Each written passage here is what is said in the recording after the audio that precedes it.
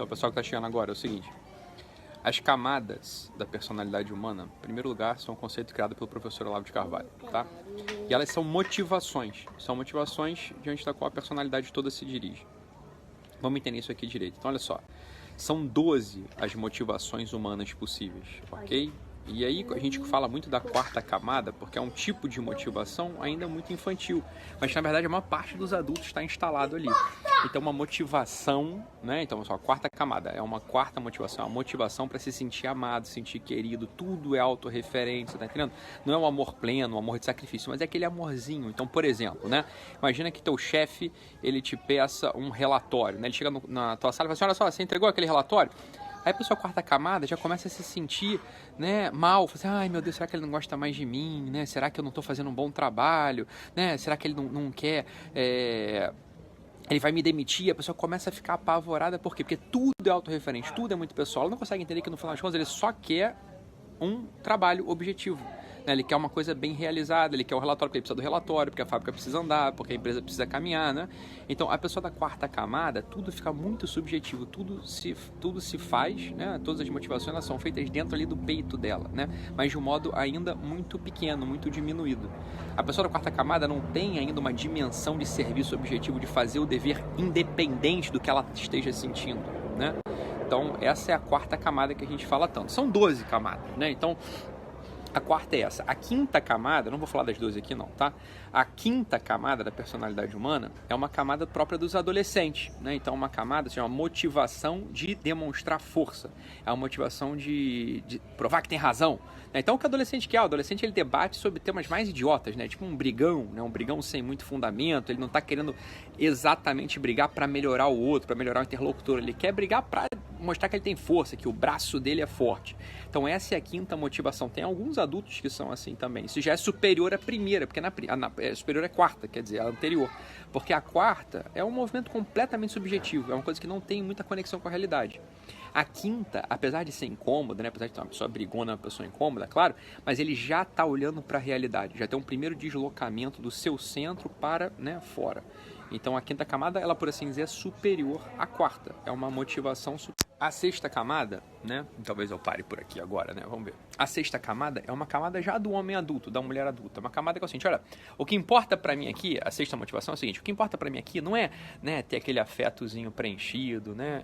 Tá sempre recebendo um reforço positivo ali de que alguém gosta de mim, de que alguém me quer, de que alguém me ama, né? Que é o próprio da quarta camada.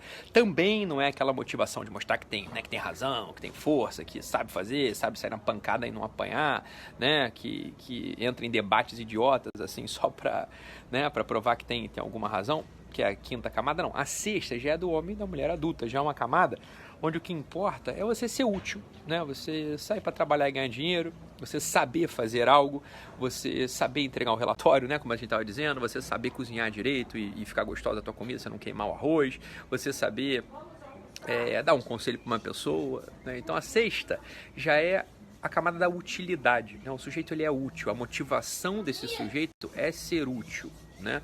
A motivação desse sujeito é ganhar o seu dinheiro, é trabalhar, já é uma coisa muito mais objetiva, né, do que a motivação da quinta camada. Porque veja, ainda que a quinta camada se dirija ao mundo, né, você está entendendo? Só a quarta camada, né, que é aquela interior, é uma força que se dirige a si mesmo. É uma coisa quase narcisística, né? É uma energia que se dirige a si.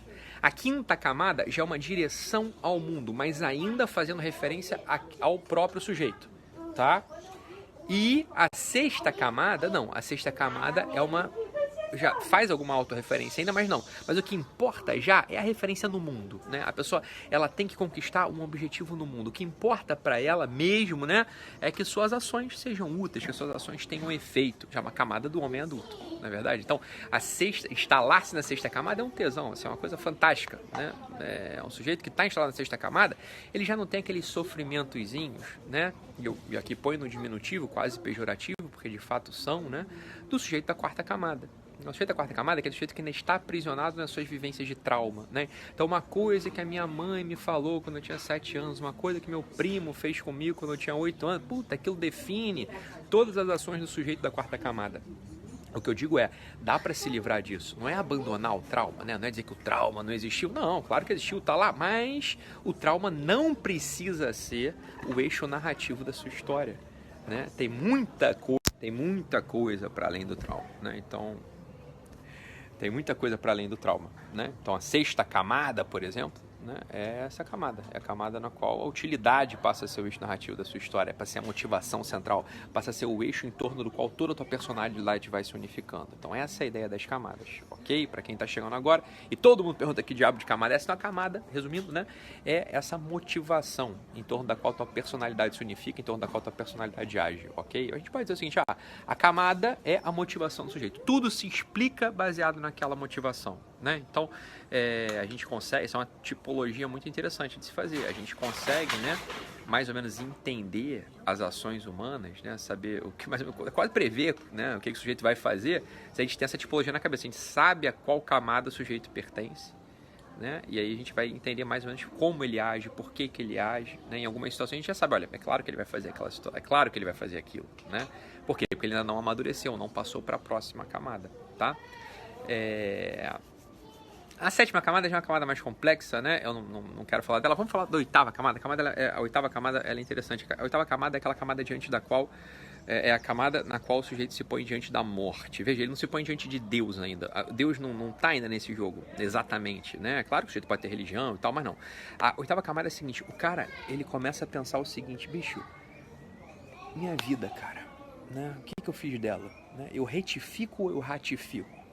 Né? Eu corrijo ou eu assumo aquelas coisas que eu fiz até aqui? É a primeira vez, né, que a morte aparece como uma vivência verdadeira para o sujeito. É claro que em todas as camadas, é por isso que é interessante a oitava, né? Em todas as camadas, o chamado da oitava sempre aparece, de algum modo, né? Para o sujeito da quarta camada, o chamado da oitava sempre aparece de um modo muito egoísta, muito narcisista, né? Para o sujeito da quinta camada aparece de um jeito violento, né? Para o sujeito da sexta camada aparece de um jeito medroso, desesperado. Se eu morrer, minha família não tem o que comer, tá entendendo? Mas veja, na oitava camada, esse chamado ele aparece de modo cristalino, de modo translúcido. E aqui está a técnica, né, que eu vou ensinar no meu curso para psicólogos também, né, um pouco da técnica. Quer dizer, você pode puxar o sujeito de uma camada a outra usando elementos das camadas superiores. Então você pode tirar o sujeito da quarta camada usando elementos da quinta, mas pode tirar o sujeito da quarta camada usando elementos da oitava, coisa que é muito mais eficaz, ok?